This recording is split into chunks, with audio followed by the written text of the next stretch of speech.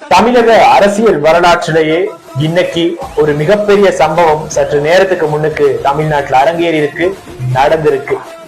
அது என்னன்னா, இத்தனை வருஷமா திமுக அதாவது திராவிட முன்னேற்ற கழகத்தோட இருந்த ராகுல் காந்தி தலைமையிலான காங்கிரஸ் அந்த உறவை முறிச்சுக்கிட்டு இப்போ அதிரடியா விஜய் தலைமையிலான தமிழக வெற்றி கழகத்துக்கு ஆட்சி அமைக்கிறதுக்காக ஆதரவு கொடுக்க சம்மதிச்சுட்டாங்க.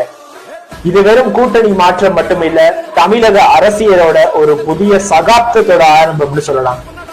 இத்தனை காலமா நெகமும் சதையும் போல இருந்த உறவுகள் உடைஞ்சி இப்போ புதிய உறவுகள் ஆரம்பமாகி இருக்கு.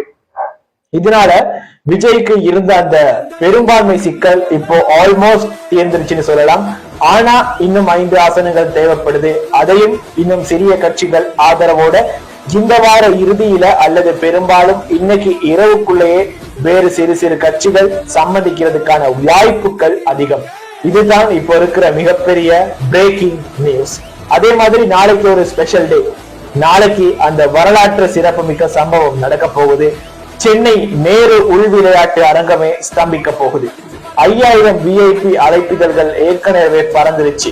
நாளைக்கு ஒட்டுமொத்த தமிழ்நாடு எதிர்பார்க்கிற அந்த கம்பீரமான குரல் ஒலிக்க போகுது. சி ஜோசப் விஜய் ஆகிய நான் தமிழக அரசின் முதலமைச்சராக அப்படிங்கிற அந்த முழக்கம் நாளைக்கு நேரு விளையாட்டு அரங்குல ஒலிக்க போகுது. ஒரு சாதாரண மனுஷனா ஆரம்பிச்சு இன்னைக்கு தமிழகத்தின் முதலமைச்சரா விஜய் அவர்கள் அரியணை ஏறுற அந்த நிமிஷத்துக்காக தான் உலக தமிழர்கள் காத்து கொண்டிருக்காங்க. அது அவங்க எல்லாத்துக்கும் ஒரு மிகப்பெரிய கொண்டாட்டம் அப்படிங்கிற எந்தவித சந்தேகமும் இல்லை. சோ காங்கிரஸ் எடுத்திருக்க இந்த முடிவை நீங்க எப்படி பாக்குறீங்க? இந்த திமுகவுக்கு ஒரு மிகப்பெரிய பின்னடைவா? விஜயின் இந்த அதிரடி ஆட்டம் நாளைக்கு எப்படி இருக்க போகுது அப்படிங்கிற உங்களுடைய ஒப்பீனியனையும் மறக்காம காமெண்ட்ல சொல்லுங்க. இது மாதிரி புதிய அப்டேட்ஸ்க்கு என்னை ஃபாலோ பண்ணி வச்சுக்கோங்க. அடுத்த வீடியோல சந்திப்போம்.